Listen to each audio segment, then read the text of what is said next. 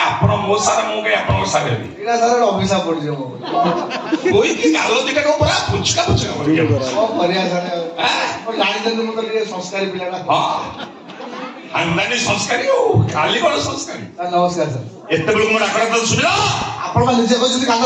କଲାବେଳେ କାନରେ ବିଣ୍ଡା ଦେଇ କାମ କରିବୁ କେହି ଡାକିଲେ ଶୁଣିବୁନି ଆପଣ କାମ କଣ ଚାକିରି କହ ନାହିଁ ସାର୍ ମୁଁ ଶୁଣିବି ମୁଁ ଶୁଭୁଥିଲା ଜାଣିଲାଣି ଶୁଣୁନଥିଲି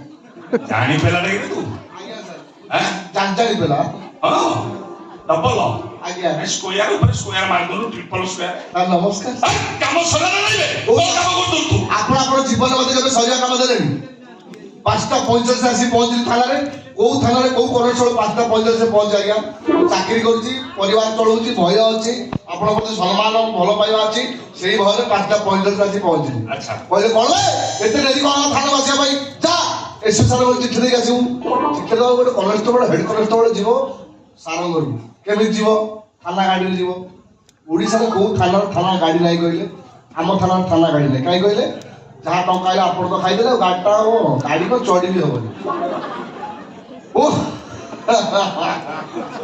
ଆମର ରାଗିଲେ ତାର ମତେ ଭାରି ଟେନସନ କଣ ନାହିଁ କଣ କରିଦେବେ ତାର ରାଗ ଧରି ସାର୍ ମୁଁ କହୁଛି ଶୁଣୁନାହାନ୍ତି ତାପରେ କଣ ହେଲା କଣ ତାର ଗାଡି ନାହିଁ ମୋର ଯୋଉ ଭଙ୍ଗା ସାଇକେଲ ପେଲି ପେଲି ଗଲି ପେଲି ପେଲି ଆଇଲି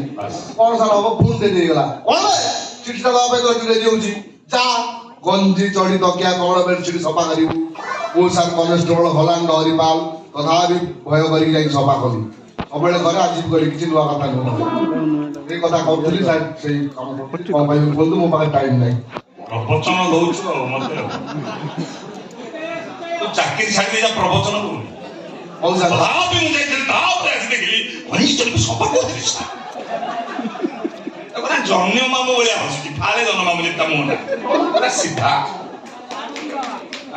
ହସ ଦେଖ କଇଁ ଭଳିଆ ହସ ନମସ୍କାର କାମ ସରିଲାଣି ଆଉ କଣ ବାକି ଅଛି ନାଇଁ ସାର୍ ଆଉ ଖଣ୍ଡେ ବାକି ଅଛି କଣ ବାକି ଅଛି କହିଲି ଆପଣ କଣ ବାକି ଅଛି ଚଢି ସାର୍ ସଫା ସରିନି ଏଟା ସାର୍ ଚଢି ନା ଫଡି ସେଟା ସାର୍ ମଶାରୀ ହେଇଗଲାଣି ତଥାପି ତ ଆପଣ ପିନ୍ଧୁଛନ୍ତି ଆପଣ ଏକା ପିନ୍ଧୁଛନ୍ତି ନା ଆପଣ ପରିବାର ଲୋକ ସମସ୍ତେ ପିନ୍ଧୁଛନ୍ତି ସତ କଥା ମାନିଲାନ୍ତୁ ଏଇଠି ମୁଁ କାହାକୁ କହିବି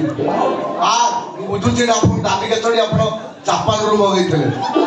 ତଥାପି ସାର୍ ମତେ କିଛି ଦିନ ଦିଅନ୍ତୁ ମୁଁ ପିନ୍ଧେ ତିନି ପାଖରେ ସର୍ଫ ସରିଲାଣି ମୋ ଦରମାରୁ ଏପର୍ଯ୍ୟନ୍ତ ସଫା ସରୁନାହିଁ ମୁଁ ଭାବୁଛି ଆତ୍ମହତ୍ୟା କରିଦେବି ସାର୍ ତାକୁ ଚୋବେଇକି ତୁ ଖାଇଦଉନୁ ଏଇ କଥା କେହି କହିବନି ସଫା ନ ହଉଛି ତାକୁ ଚୋବେଇକି ଖାଇଦେ କରିଛି ସାର୍ କରିବି ଆଉ ଟାଇମ୍ ଦିଅନ୍ତୁ ଗରମ ପାଣିରେ ପକେଇଛି ଜାଣିଛି ଭଲ ହାତ ମୁଞ୍ଜି ଶୁଣୁଛୁ ଭୁଲି ଯାଉଛୁ ସାର୍ ନମସ୍କାର ନମସ୍କାର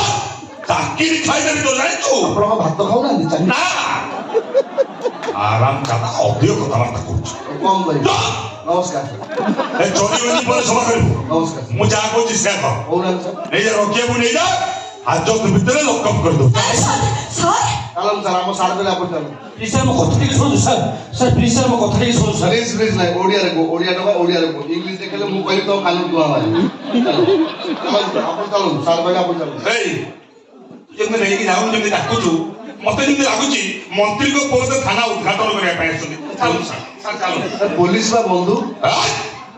ହାତରେ ହ୍ୟାଣ୍ଡକପ୍ ପକେଇକି ଘୋଷାଇ ନେଇକି ଯା ତାହେଲେ ସିନା ଲୋକମାନେ ଜାଣିବେ ଏସପି ଙ୍କ ପୁଅ ମଣିଷ ମାରିଛି ବୋଲି